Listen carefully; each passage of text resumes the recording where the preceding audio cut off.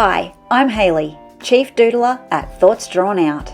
I'm all about getting creativity working so I can help you to make your mark.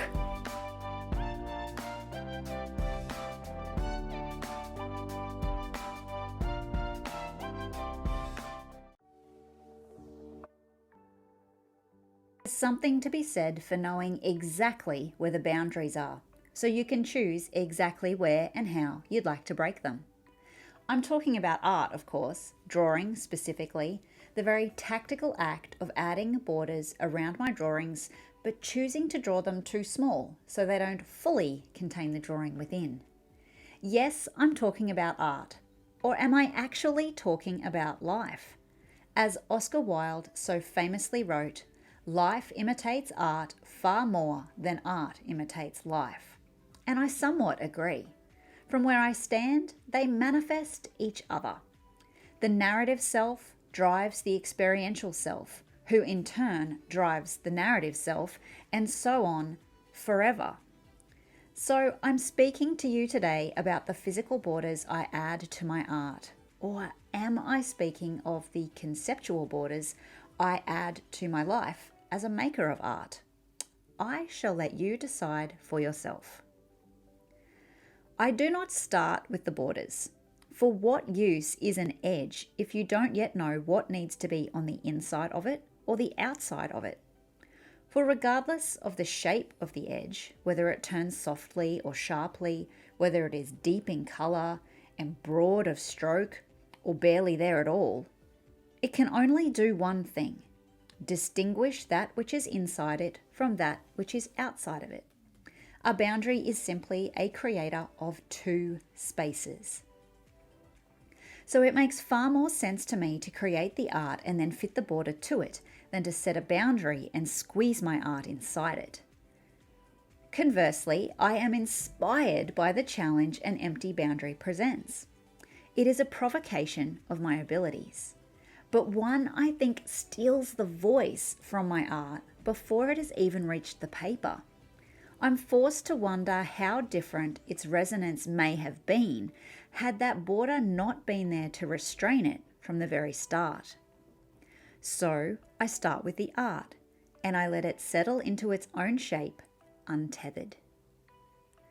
Then once the art is on my page, I must ask the important question: does this require a border? It's not a given that I will add boundaries to my art, even if I have done it many times before. I must remind myself that I always hold the choice. Borders, while offering restraint, are not bad when thoughtfully selected. They can be a very powerful tool.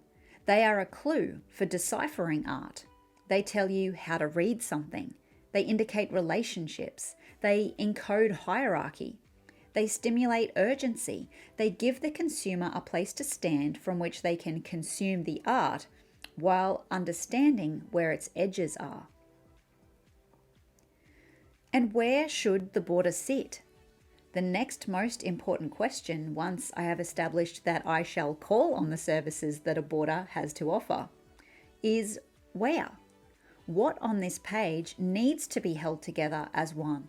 And for that matter, will I only add one? I never set the rule that a page can have only one border.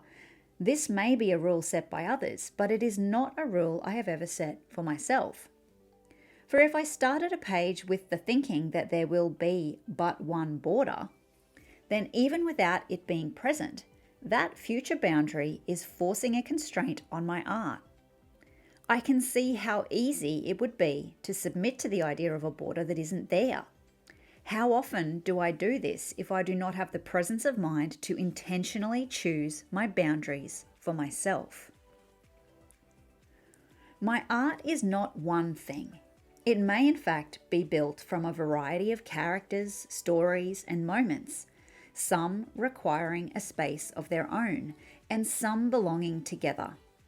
Then there are the spaces in between that may connect in chronology or sequence. I must first collect together the things before I can show the relationships between the collections of things. Borders are how I do this. And if I listen closely, the art will tell me where the borders need to sit and what kind of border it needs. Boundaries do not all have to look alike. Borders do not have to hold the same presence as the art. Sometimes the most powerful borders are the ones that merely hint at their presence. A whispered instruction that lets your eyes know how to read the art. Even if your eyes don't know how they came to know it, they picked up on a quiet persuasion. Sometimes the power of the border works to multiply the power of the art, especially when it doesn't fully contain it. A strong boundary that sits powerfully on the page and yet isn't complete, allowing the art to reach beyond its limits. That kind of border is powerful because it gives its power to the art. It is strong enough to be what it is and to also say to the art, I've got this edge, you don't have to worry about it.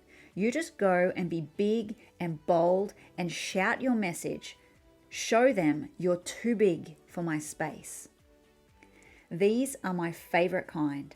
Boundaries that know their job is to be a container, and yet they give themselves over to allow the art to shine. It's a poetic sacrifice. But really, I think something bigger is at play. For when borders and art work together, ironically, it all becomes art. A border that serves well loses itself into the art it holds. They become one and the same, difficult to distinguish and pointless to try.